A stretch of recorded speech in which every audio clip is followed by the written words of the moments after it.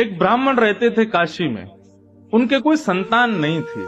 महादेव के चरणों में जाकर के उन्होंने अनन्य उपासना की, खूब तपस्या की। उनके भाव से प्रसन्न होकर के महादेव प्रकट हो गए और प्रकट होकर के बोले, विप्रदेव वर मांगो, क्या चाहिए? बोले, महाराज कुछ नहीं चाहिए, केवल गृहस्थ आश्रम में एक ही वस्तु की अभिलाषा होती है कि एक संतान घर में हो। मैं आपकी नगरी में रहता हूं, नित्य आपका सेवा करता हूं। मैंने वेद आदि कर्मकांड आदि इन नियमों को भी इसलिए सीखा ताकि आपकी अर्चना कर सकूं।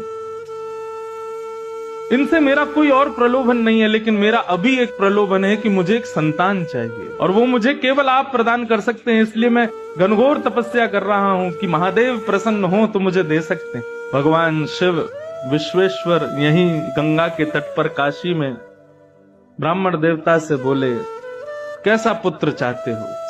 महादेव ने ब्राह्मण से कहा, कैसा बालक चाहिए तुमको? कुपुत्र चाहिए कि सुपुत्र चाहिए? ब्राह्मण ने कहा, दोनों की डेफिनेशन बताओ, कुपुत्र किसे कहते हैं, सुपुत्र किसे कहते हैं? बोले, कुपुत्र जो बहुत दुख दे और सुपुत्र जो बहुत सुख दे। ब्राह्मण देवता बोला, फिर तो सुपुत्र ही चाहिए हमको, दुख देने वाला बालक क्यों मांगेंगे? महादेव विश्वेश्वर कहने लगे, लेकिन एक नियम लागू होगा। क्या? कुपुत्र मांगोगे तो उसकी आयु बड़ी लंबी होगी, लेकिन सुपुत्र मांगोगे तो वो बहुत जल्दी मर जाएगा, 5 साल की आयु रहेगी बस उसकी।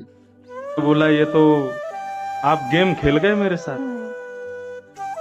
संतान भी दे रहे हो और ऊपर से अपने नियम भी लगा रहे हो, और उसमें भी ऐसा नियम लगाया है कि मैं कहां जाऊं। अगर पुत्र मांगू लंबी आयु वाला तो वो दुख देगा, तो ऐसे पुत्र का फायदा क्या? और सुपुत्र मांगू तो फिर 5 साल के लिए ही मिलेगा। ये तो महादेव आपने मेरे को फंसा दिया, उलझा दिया मेरी बातों में। महादेव बोले, समय नहीं है, अन्नपूर्णा बुला रही है, जल्दी करो।